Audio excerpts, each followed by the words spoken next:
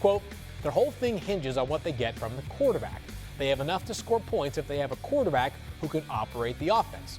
Their Achilles heel is their offensive line is very limited, and because of it, whoever is standing back there gets hit, and this particular quarterback is not going to hold up, end quote. So, Teddy, what do you believe is the biggest key for Tua in terms of staying healthy this year?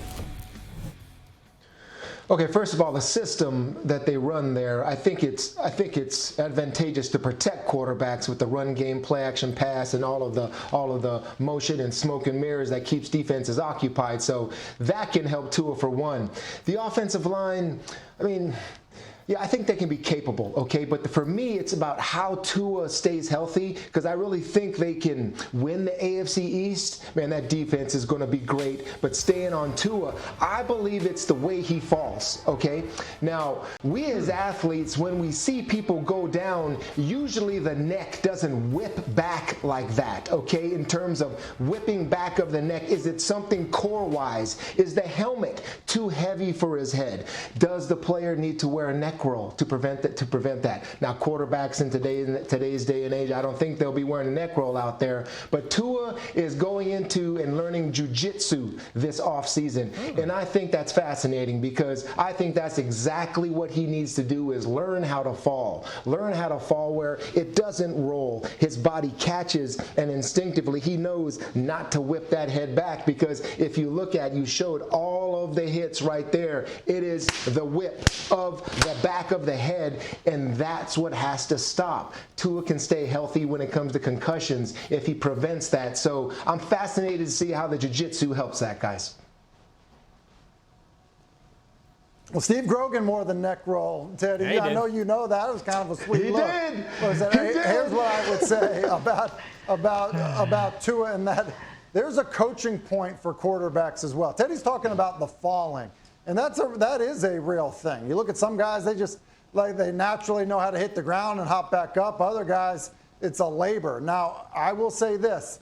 The coaching point for a quarterback is less adventure in your throwaways. It's that simple. Play is not, defining itself the way you want it to define it. Rather than taking that one more step before you throw the football away, just get rid of it. You go back to the hit and play he was hurt in college. If he throws that football away a step earlier, he doesn't get hurt. And so there is an element to that coaches do coach with quarterbacks where, look, you don't need to wait till the very last minute, throw it away, and absorb a hit that's unnecessary. So I think that happens. In terms of the offensive line, look, they're going to be better. And, look, they fired their offensive line coach. Mike McDaniel's going to have his fingerprints all over it. And what Teddy said earlier is exactly right. The system that is run there is a tried and true system in this league to move the pocket, to run the football, to do things to change the launch point for the quarterback, to help the quarterback and make it easier on the offensive line.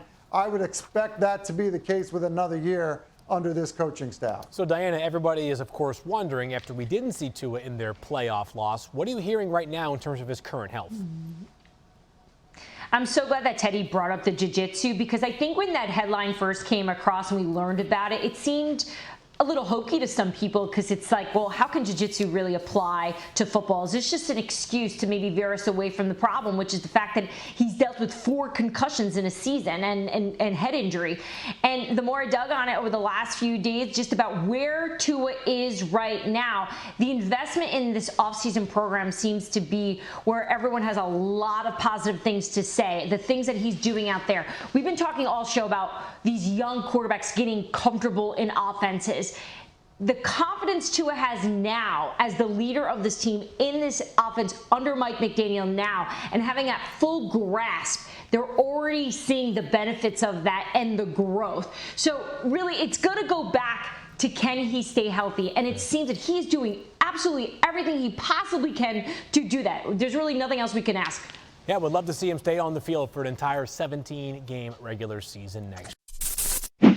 Thanks for watching ESPN on YouTube. For live streaming sports and premium content, subscribe to ESPN+.